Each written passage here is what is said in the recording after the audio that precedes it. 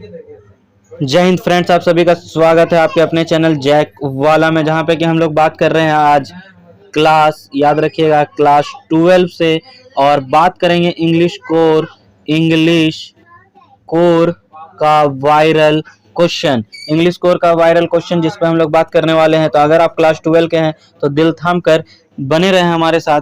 बहुत सारे क्वेश्चंस का प्रैक्टिस करेंगे जो कि सीधा एग्जाम में आप लोगों को दिखने वाला है। जैसे बिना समय गवाए हम लोग सीधा आते हैं पहले प्रश्न की ओर। कहता है the purpose of invitation is to. तो यहाँ पे बोल रहा है इन्विटेशन का पर्पस क्या होता है, तो आप सभी को पता है इनवाइट करना। तो सीधा इसका टिक मारिए इनवाइट और आगे बढ़ जाइए। अब सीधा ये अगले प्रश्न की ओर। और अगला प्रश्न है प्रश्न संख्या 2, जो कि आपके स्क्रीन पे ये रहा, प्रश्न संख्या 2।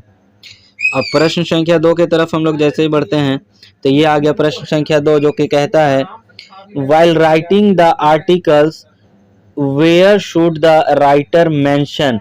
राइटर कहाँ मेंशन होना चाहिए, तो हम लोगों को ये पता है राइटर एट द टॉप होता है, बट चूंकि इस सेट में दिया है both 1 and 2 means at the top at the end, कहीं पे भी हो सकता है।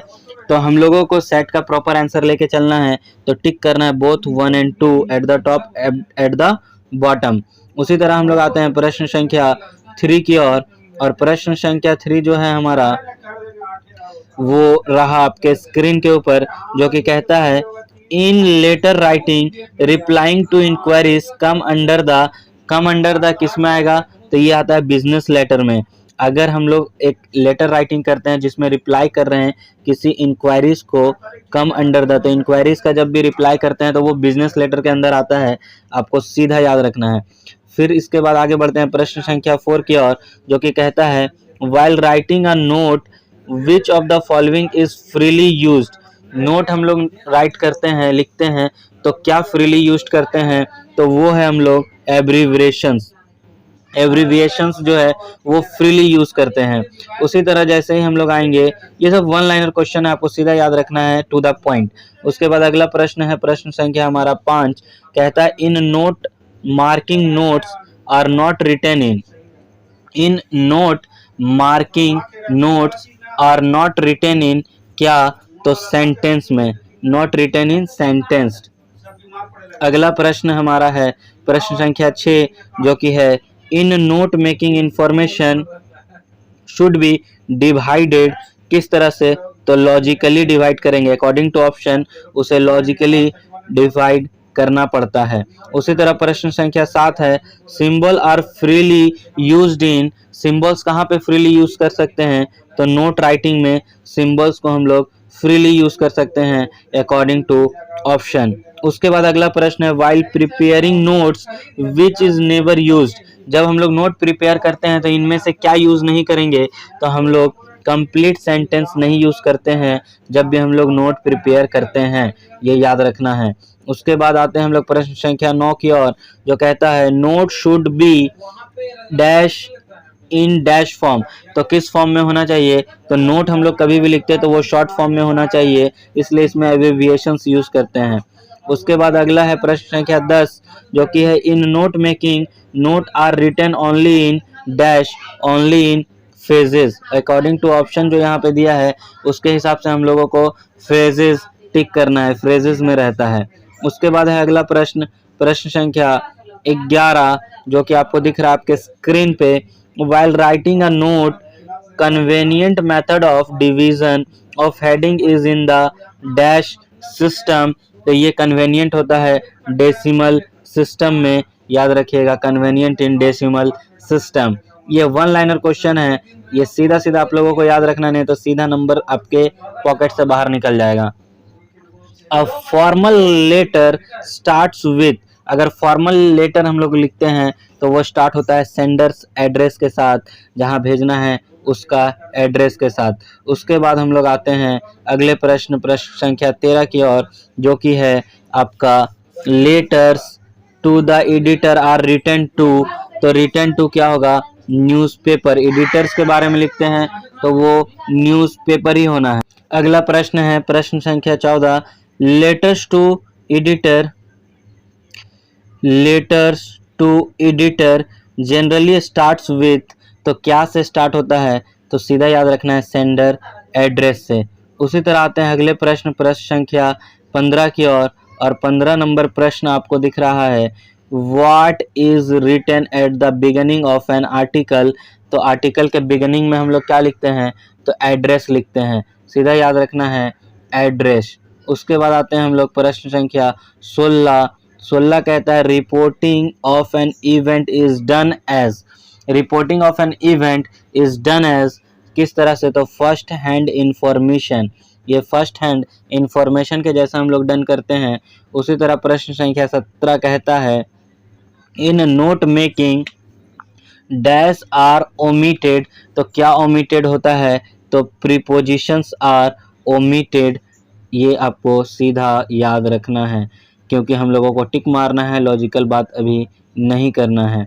उसके बाद आते हैं प्रश्न संख्या 18 की ओर, informations are logically divided and subdivided use of dash. तो यूज ऑफ क्या, तो figures and letters, figures and letters. उसके बाद है अगला प्रश्न, प्रश्न संख्या 19, in a formal letter the correct form of a salutation is. तो फॉर्मल लेटर का क्या होगा, या फिर दूसरा और करके है, in formal letter salutation includes. Salutation में क्या क्या आएगा, फॉर्मल लेटर जब लिख रहे हैं तो डियर सर और मैडम, ये आपको याद रखना है। उसके बाद आते हैं हम लोग प्रश्न संख्या 20, और 20 नंबर क्वेश्चन हमारा है, formal invitations are always written in dash. तो always written in third person, ये हमेशा थर्ड पर्सन में लिखते हैं फॉर्मल इन्विटेशन। उसके बाद है प्रश्न संख्या 21, dash of the boys सैंग a song means, यहाँ पे क्या होगा एप्रोप्रिएट, इन चारों में तो होगा none of the boys सैंग a song. उसके बाद आते हैं हम लोग प्रश्न संख्या 22 की तरफ। 22 कहता है type of invitation are. Type of invitation होता है 2 टाइप्स का, याद रखना है 2 टाइप्स का इन्विटेशन होता है। उसके बाद है प्रश्न संख्या 23 जो कि कहता है in business letter the name and designation addresses is written on the, कहाँ पे, तो ऑन द लेफ्ट मार्जिन। याद रखिएगा राइट मार्जिन में वैसे भी कुछ नहीं लिखते हैं, सारे चीज को लगभग लेफ्ट मार्जिन पे ही रखते हैं। प्रश्न संख्या 24 है Rashmi bought a book and dash inkpot. तो यहाँ पे हम लोगों को आर्टिकल भरना है, और आपको पता है आई है, तो यहाँ पे आई में हो जाएगा एन, तो एन इंक पोट। उसके बाद आते हैं प्रश्न संख्या 25 की ओर, और प्रश्न संख्या 25 है where is date placed in letter to the editor. तो डेट को हम लोग कहाँ पे डालते हैं, लेटर टू एडिटर में। तो आपको भी पता होगा in between sender address and receiver's address, ये बीच में डालते हैं सेंडर और रिसीवर एड्रेस के। उसके बाद है प्रश्न संख्या हमारा 26 नंबर प्रश्न कहता है expressions of thanks is written in which of the following piece of writing. तो किस में, तो स्पीच राइटिंग में हम लोग ये एक्सप्रेशन ऑफ थैंक्स को यूज करते हैं, याद रखिएगा स्पीच राइटिंग। उसके बाद है प्रश्न संख्या 27, what is necessary for writing a report. Writing a report के लिए क्या नेसेसरी है, तो इसके लिए नेसेसरी है हमारा इंट्रोडक्शन, याद रखिएगा इंट्रोडक्शन।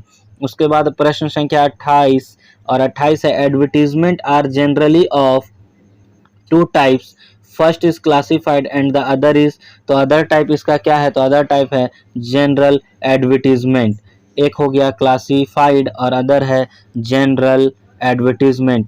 उसी तरह प्रश्न संख्या 29 है situation vacant column are printed in. Situation vacant column are printed in, तो क्या क्लासिफाइड एडवर्टीजमेंट में वो प्रिंट होता है, क्लासिफाइड एडवर्टीजमेंट इसका आंसर। अगला प्रश्न है प्रश्न संख्या 30, notices for school and colleges contain announcement to certain.